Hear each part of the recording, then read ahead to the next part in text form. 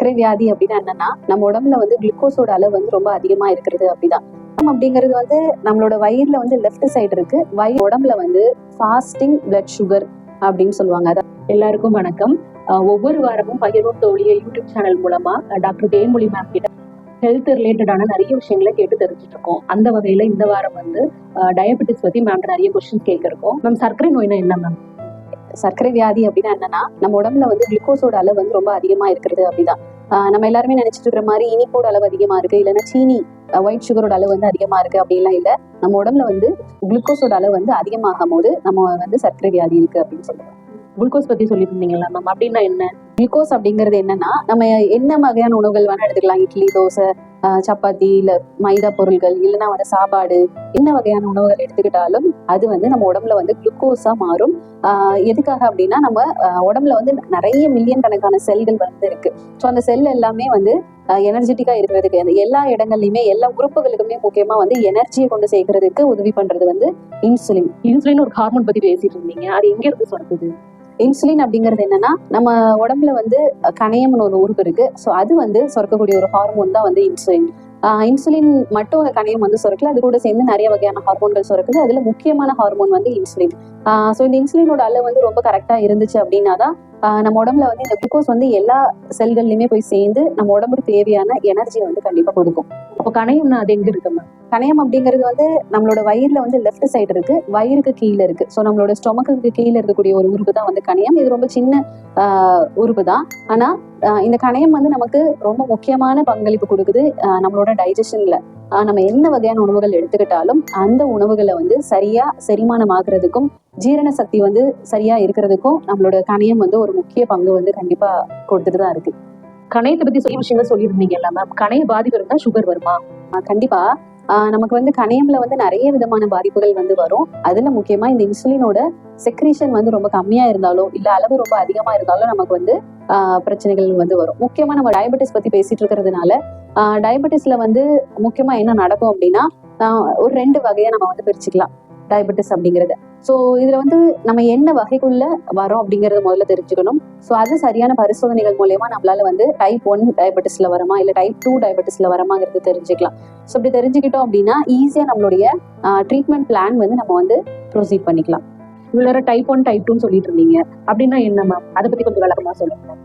Type 1 அப்படிங்கிறது என்ன அப்படின்னா, இது கிட்டத்தட்ட ஒரு 100ல 80% மக்களுக்கு டைப் 2 டயபெட்டிஸ் அப்படிங்கிறத நம்ம காமனா பார்த்துட்டு இருக்கோம். மிச்சம் இருக்கிற அந்த 20% மக்களுக்கு தான் டைப் 1 அப்படிங்கிறது வருது. ஸோ இது அப்படின்னா என்னன்னா, இதுல இன்சுலின் சுரக்கக்கூடிய தன்மை வந்து ரொம்ப ரொம்ப கம்மியா இருக்கும். ஸோ இதோட ட்ரீட்மெண்ட் எப்படி இருக்கும் அப்படின்னா, இன்சுலினை நம்ம கண்டிப்பா வெளியில இருந்து தான் செலுத்துற மாதிரி இருக்கும்.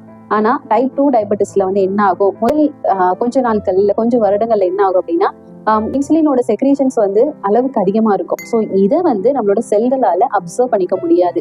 காரணம் என்னன்னா, இன்சுலின் ரெசிஸ்டன்ட் ஆகும் போது, ரெசிஸ்டன்ட் அப்படிங்கிறது என்னன்னா தேவையான குளுக்கோஸை வந்து நம்மளோட செல்கள் வந்து அப்சர்வ் பண்ணிக்காது, எனர்ஜி வந்து கரெக்டா நம்மளுக்கு கிடைக்காது. ஸோ இதுதான் வந்து டைப் 2 டயபெட்டிஸ்ல வந்து நமக்கு நடக்குது. டைப் 1 டைப் 2 எப்படி மேனேஜ் பண்ண முடியும்? ஸோ மேனேஜ்மெண்ட் அப்படிங்கிறது ரொம்ப முக்கியமான ஒரு விஷயம். டைப் 1 அப்படிங்கிறதுல என்னன்னா, நான் சொன்ன மாதிரி இன்சுலின் செக்ரீஷன் ரொம்ப கம்மியா இருக்கும் போது இன்சுலினை வந்து நம்ம கண்டிப்பா வெளியில இருந்து செலுத்துற மாதிரி இருக்கும். இன்சுலின் வெளியில இருந்து செலுத்தும் போது நம்ம வந்து வித் சில லைஃப் ஸ்டைல் மாடிஃபிகேஷன்ஸ் பண்ணும் போது நம்மளால அதுல இருந்து ரெக்டிஃபை ஆக முடியும். ஆனா யார் இது வந்து டைப் 1 டயபெட்டிஸ் அதிகமா பாதிக்கும் அப்படின்னா, முக்கியமா இந்த யங் ஏஜ், சின்ன குழந்தைங்க, யங் அடல்ட்ஸை வந்து இது கண்டிப்பா பாதிச்சுட்டு இருக்கும். டைப் 2 டயபெட்டிஸ் அப்படிங்கிறதுல வந்து நம்மளுடைய உடல் பயிற்சி, சரியான தூக்கம், நம்மளோட மன வலிமை நல்லா இருக்கு, லைஃப் ஸ்டைல் மாடிஃபிகேஷன் அப்படின்னு சொல்லுவாங்க. ஸோ இந்த லைஃப் ஸ்டைலை வந்து கரெக்டா மாடிஃபை பண்ணிக்கிட்டோம் அப்படின்னா கண்டிப்பா டைப் 2 டயபெட்டிஸை நம்மளால கட்டுப்பாட்டுக்குள்ள வந்து கண்டிப்பா கொண்டு வந்துட முடியும். நிறைய மக்கள் வந்து அவங்களோட லைஃப் ஸ்டைலை மட்டுமே சேஞ்ச் பண்ணி டயபெட்டிஸை வந்து கண்ட்ரோலுக்குள்ள வந்து கண்டிப்பா வச்சிருக்காங்க. நிறைய ரீசன்ஸ் வந்து சொன்னீங்க, இந்த ரீசன்லாம் இருந்தா சுகர் கண்டிப்பா வருமா? முக்கியமா வந்து என்னன்னா, நிறைய நம்ம ஃப்ரெண்ட்ஸ் பார்த்துருப்போம், நிறைய வந்து பஜ்ஜி, போண்டா, மிளகா பஜ்ஜி இந்த மாதிரி நிறைய எடுத்துப்பாங்க. பெருசா வந்து எக்ஸசைஸ் எதுவும் பண்ணிக்க மாட்டாங்க, டயட்ல எல்லாம் இருக்க மாட்டாங்க, எல்லா விதமான ஃபுட் எடுப்பாங்க, மிட் நைட்ல வந்து ஃபுட் எடுத்துப்பாங்க, ஏர்லி மார்னிங் சாப்பிடுவாங்க. ஆனா அவங்களுக்கு வந்து சுகர் வந்து கண்ட்ரோலா இருக்கும். பட் இன்னும் சில பேர் பார்த்துட்டு இருக்கோம், நம்ம வந்து எப்பயுமே ரொம்ப காஷியஸா இருப்பாங்க, ஃபுட்ல ஸ்வீட்லாம் கம்மியா போட்டு தான் டீ காஃபி எடுத்துப்பாங்க, ரொம்ப வந்து பிசிக்கல் எக்ஸசைஸ் கரெக்டா பண்ணிட்டு இருப்பாங்க. பட் அவங்களுக்குமே சம்டைம்ஸ் வந்து சுகர் வந்து அஃபெக்ட் ஆகிட்டு இருக்கும். பட் ஏன் இது வருது, என்ன டிஃபரன்ஸ் இது அப்படின்னு பார்த்தோம்னா, இதுதான் வந்து ஜெனட்டிக்கல் அப்படின்னு சொல்லுவாங்க. மரபணு ரீதியாக அவங்களுக்கு இந்த நோய் வந்து வருது. ஸோ ஜெனட்டிக்கல் டிசீஸ் அப்படிங்கிறது வந்து நிறைய டிசீசஸ் இருக்கு. அதுல ஒரு டிசீஸ் வந்து சுகர் அப்படின்னு சொல்லலாம். ஸோ இந்த சர்க்கரை வியாதி வந்து முக்கியமா தாத்தாக்கு இருக்கு, அப்பாவுக்கு இருக்கு, இப்போ எனக்கு இருக்கு அப்படின்னு சொல்லிட்டு இந்த ஜெனட்டிக்கல் டிசீஸ் வந்து நம்மளுக்கு வந்து ஒரு வகை. இன்னொன்று வந்து என்ன அப்படின்னா நம்மளோட லைஃப் ஸ்டைல் அப்படிங்கிறது வந்து உடல் அசைவு இல்லாம ஒரே இடத்துல உட்கார்ந்துருக்கிறது. ப்ரொஃபஷனலா நம்மளால வந்து மூமெண்ட் இல்லாத ஒரு ப்ரொஃபஷன்ல காலையில இருந்து ஈவினிங் வரைக்கும் ஒரே இடத்துல உட்கார்ற மாதிரியான ஜாப்ல இருக்கிறது. இல்லைன்னா வந்து பிசிக்கல் எக்ஸசைஸ் போதுமான அளவுக்கு நம்மளோட உடல்ல வந்து நம்ம எடுத்துக்கிற ஃபுட்டுக்கு ஈக்குவலான பிசிக்கல் எக்ஸசைஸ் வந்து நம்ம பண்ணாம போறது. ஸோ இந்த மாதிரியான நிறைய காரணங்கள் இருக்கு. இதுல முக்கியமா இன்னொரு ரீசன் என்ன அப்படின்னா நம்மளோட ஸ்ட்ரெஸ். ஸோ கண்டிப்பா நம்ம ஸ்ட்ரெஸ் ஆகும்போது நம்ம உடம்புல ஸ்ட்ரெஸ் ரிலேட்டடான ஹார்மோன்ஸ் நிறைய சுரக்கும். ஸோ அப்போ நம்மளுடைய இன்சுலினோட செக்ரீஷன்ஸ் வந்து முன்ன பின்ன இருக்கும். ஸோ இந்த மாதிரியான நிறைய காரணங்கள் தான் வந்து இப்போ சுகர் வந்து நம்ம அதிகமான கேசஸ் வந்து டயபெட்டிஸ் பார்க்கறதுக்கான ரீசன்ஸா இருக்குது. நிறைய டெஸ்ட் எடுக்கணும்னு சொல்லிட்டு இருந்தீங்கல்ல மேம், என்னென்ன டெஸ்ட் எடுத்தா நமக்கு தெரியும், அது என்ன டெஸ்ட்ங்கிறத கொஞ்சம் சொல்லுங்களேன். உடம்புல வந்து ஃபாஸ்டிங் பிளட் சுகர் அப்படின்னு சொல்லுவாங்க. அதாவது நம்ம காலையில வெறும் வயிற்றுல போய் ஒரு டீ காஃபி எதுவுமே குடிக்காம வெறும் வயிற்றுல பார்க்கக்கூடிய சுகரோட அளவு தான் வந்து ஃபாஸ்டிங் பிளட் சுகர். ரெண்டாவது நம்ம சாப்பிட்டுட்டு ஒரு 2 மணி நேரம் கழிச்சு போஸ்ட் பிராண்டியல் அப்படின்னு சொல்லுவாங்க, சாப்பிட்டு முடிச்ச பிறகு பார்க்கக்கூடிய பிளட் டெஸ்ட். ஸோ இது ரெண்டுலையுமே நம்மளுடைய குளுக்கோஸோட அளவு எந்த அளவுக்கு இருக்கு அப்படிங்கறத நம்மளால தெரிஞ்சுக்க முடியும். திடீர்னு ஒரு நாள் பார்க்குறோம், முந்தின நாள் வந்து ஒரு கல்யாண வீட்டில் சாப்பிட்டுட்டு போய் அடுத்த நாள் காலையில பார்க்குறோம்னா கண்டிப்பா சுகரோட அளவு ஜாஸ்தியா தான் இருக்கும். ஸோ நம்ம வந்து சுகர் பார்க்கறதுக்கு முந்தின நாள் கண்டிப்பா மினிமம் ஒரு 7:30 to 8 o'clock நம்மளோட டின்னர் வந்து கம்ப்ளீட் பண்ணி முடிச்சிருக்கணும். ஸோ அப்பதான் நெக்ஸ்ட் டே ஏர்லி மார்னிங் நம்ம எம்டி ஸ்டொமக்ல ஃபாஸ்டிங் சுகர் பார்க்கும் போது அது சரியான அளவு வந்து நமக்கு காட்டும். இன்னொன்று நம்ம ஒரு நாள் பார்த்துட்டோம், ஸோ ஒன்ல நார்மலா இருக்கு, இல்லைன்னா வந்து ஒரு 1 month கழிச்சு பார்க்கும்போது அளவு ஜாஸ்தியா இருக்கு. ஸோ இப்போ நம்மளுக்கு வந்து எதை பிலீவ் பண்றது அப்படின்னு தெரியாது. ஸோ இதை நம்ம வந்து ஓவர் கம் பண்றதுக்கு தான் HbA1c அப்படின்னு ஒரு டெஸ்ட் இருக்கு.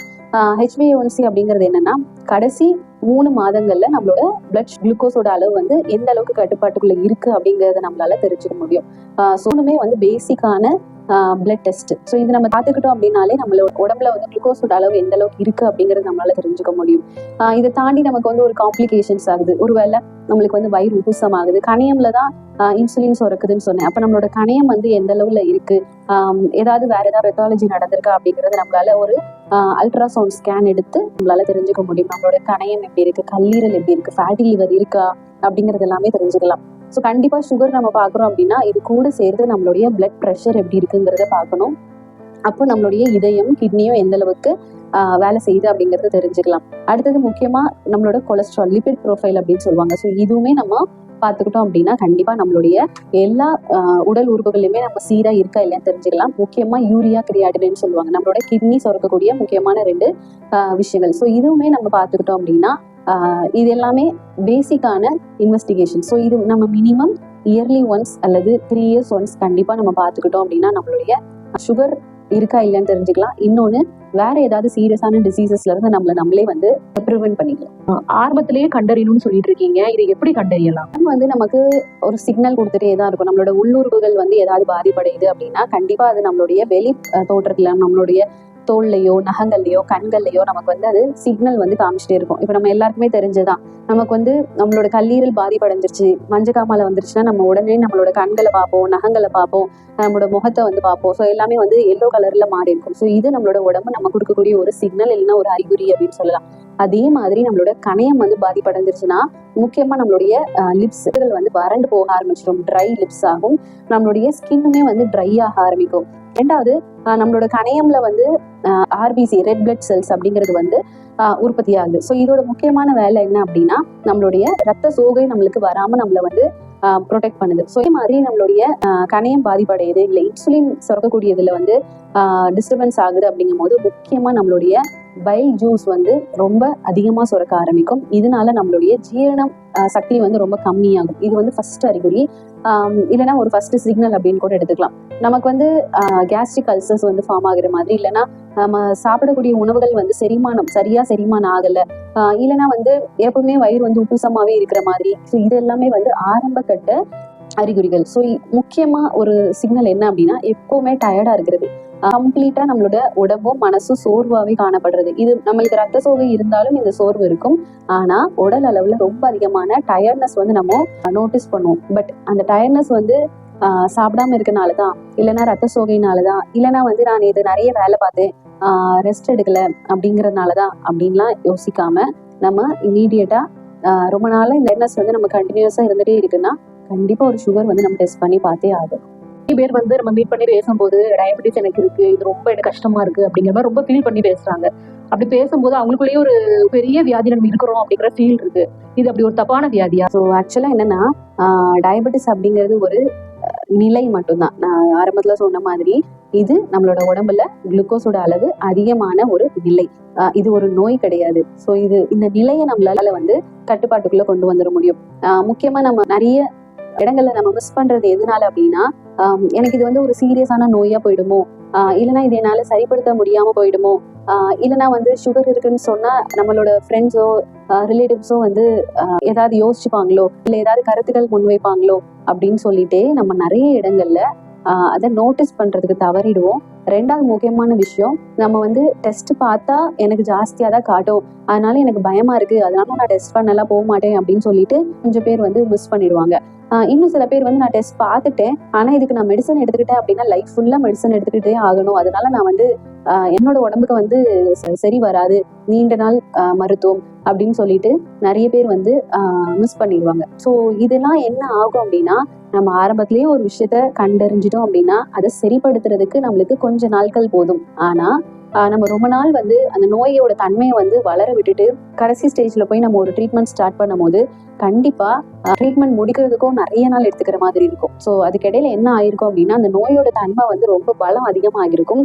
அப்போ நம்மளோட மருத்துவத்தோட பலம் வந்து கம்மியா இருக்கும், பலகீனமா இருக்கும். ஸோ என்ன விதமான வியாதியா இருந்தாலும் நம்ம கண்டிப்பா அது பெரிய தவறெல்லாம் கிடையாது. அது நம்ம உடம்பு கொஞ்சம் மாறுபட்ட ஒரு நிலை மட்டும்தான். ஸோ அந்த நிலையை நம்மளால கண்டிப்பா கட்டுப்பாட்டுக்குள்ள கொண்டு வந்துட முடியும். சரியான பரிசோதனைகள் மூலியமாகவும் சரியான மருத்துவ ஆலோசனை மூலியமாகவும் நம்மளால கண்டிப்பா நோய்களை கட்டுப்பாட்டுக்குள்ள கொண்டு வந்துட முடியும். அதனால தயவு செய்து என்ன சிக்னல் வந்து நம்ம உடம்பு காமிச்சாலும் அதை கண்டிப்பா நோட்டீஸ் பண்ணணும், கரெக்டா மருத்துவ பரிசோதனையும் ஆலோசனையும் எடுத்துக்கணும். இவ்வளவு நேரம் ரொம்பவே அழகா வந்து எங்களுக்கு எக்ஸ்பிளைன் பண்ணீங்க மேம். நீங்க சொல்றதுலயே எங்களுக்கு நிறைய டவுட்ஸ் இருந்தது, எல்லாமே கிளியர் ஆயிடுச்சு. அடுத்த வாரம் வேறொரு டாபிக்கோட நான் உங்களை வந்து சந்திக்கிறேன். ரொம்ப நன்றி.